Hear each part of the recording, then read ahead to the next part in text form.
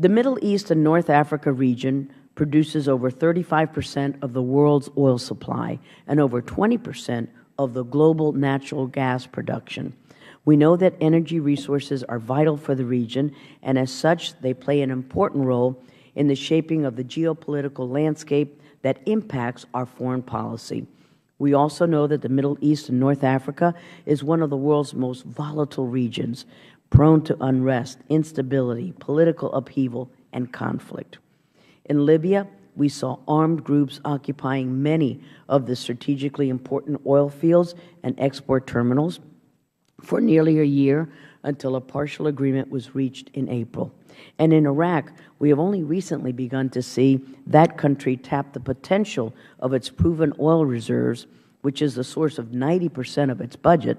But now that Iraq's second largest city, Mosul, fell this week to al-Qaeda-affiliated Islamic State of Iraq and the Levant, ISIL, and the increased deterioration of the security situation in that country, there is no telling what the future has in store for its energy sector. But that just highlights the problem. Most of these countries rely heavily on the sale of oil or gas as their main driver for their economies, and anything that upsets the delicate balance can be extremely detrimental to their economic outlook and has the potential to upend the global energy market.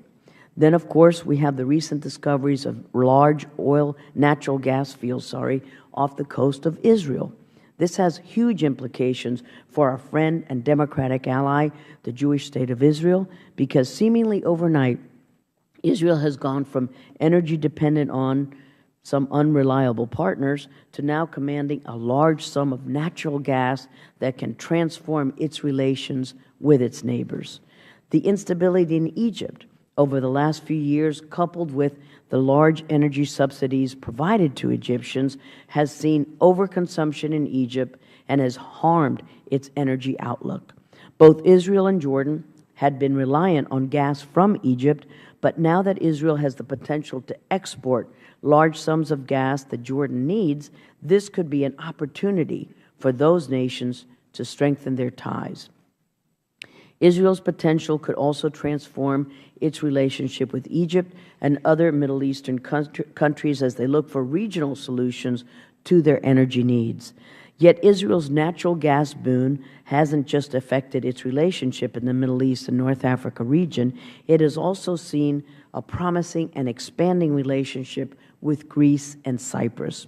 The recent discoveries of large hydrocarbons in the Eastern Mediterranean has helped forge an emerging and strategic relationship between these three countries, and this relationship has the potential to completely alter the political, economic, and security situation in the region. Their cooperation has the potential to increase the global supply of energy from friendly, more stable nations and reduce the world's dependence on some of these rogue regimes. And by rogue regimes, we mean always Iran. Under this weak nuclear deal, the administration eased the sanctions on the regime and effectively allowed it to breathe life back into its faltering economy. The Iranian economy is dependent on its oil sales, and Congress had implemented a strong sanctions program, including several bills that I authored that imposed the strictest sanctions on Iran in an effort to get Iran to curb its illicit nuclear program. According to the JPOA, Iran must not exceed 1 million barrels a day on average for the 6-month term. News reports have suggested that Iran is surpassing this threshold, and if this pace continues, Iran will be in violation of the terms of the agreement. Even if that happens because we ease the sanctions, it will not be easy. In fact, it will be nearly impossible to reinstitute sanctions. Once the genie is out of the bottle on sanctions in Iran, that's it. The Foreign Affairs Committee held a hearing yesterday on Iran, and one of the major takeaways was that the interim deal and any subsequent deal rely heavily on monitoring and verification.